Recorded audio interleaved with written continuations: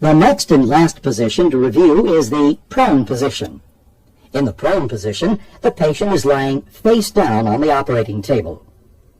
Before attempting to move the patient from a stretcher to the prone position, an adequate number of personnel are required to accomplish this maneuver safely.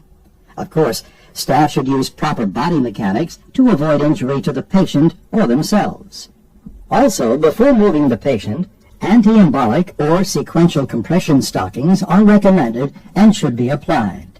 There are a variety of devices and products available designed to maintain a patient in the prone position.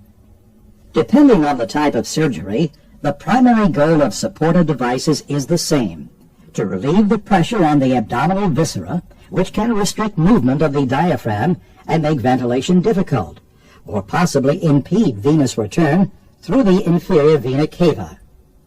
Select the required support devices to be used in advance and set up the operative table to receive the patient.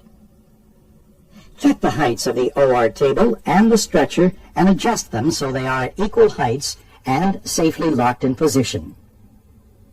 Be aware of all lines and tubes before moving the patient, and place the patient's arms at their sides before the turn. Also, be sure that the arm that will be the downside arm is secured. This will avoid the risk of a pinching injury between the stretcher and the operating table, or a possible shoulder dislocation. To move a patient into the prone position, a log roll maneuver is incorporated.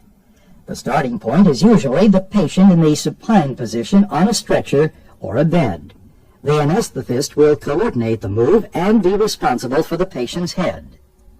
Turners will turn the patient from the stretcher side, and receivers will receive the patient on outstretched arms from the opposite side of the operating table. One additional assistant will be at the patient's feet. Once the patient has been successfully turned, the head will be straight in a head support device or turned gently laterally. The arms can remain at the sides or placed on padded arm boards. When lateral chest rolls are used to support the patient, the roll should provide support from the acromioclavicular joint to the iliac crest. Be careful that the chest roll does not extend beyond the iliac crest. This could compress the femoral nerve and artery. Here are a few things to keep in mind. Females with large breasts should be placed laterally. Male genitalia should hang freely with no compression. Provide adequate padding. This includes padding under the knees and use of a support under the ankles to prevent plantar flexion. Remember to maintain the foot in dorsiflexion.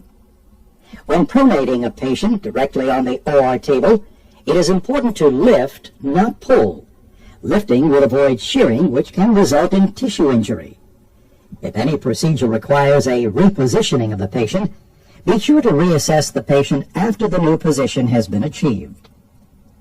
Pressure points to be aware of and to protect with adequate padding when a patient is in the prone position include the ears, eyes, cheeks, acromion process, breasts, anterior iliac spine, male genitalia, patella, and the patient's toes.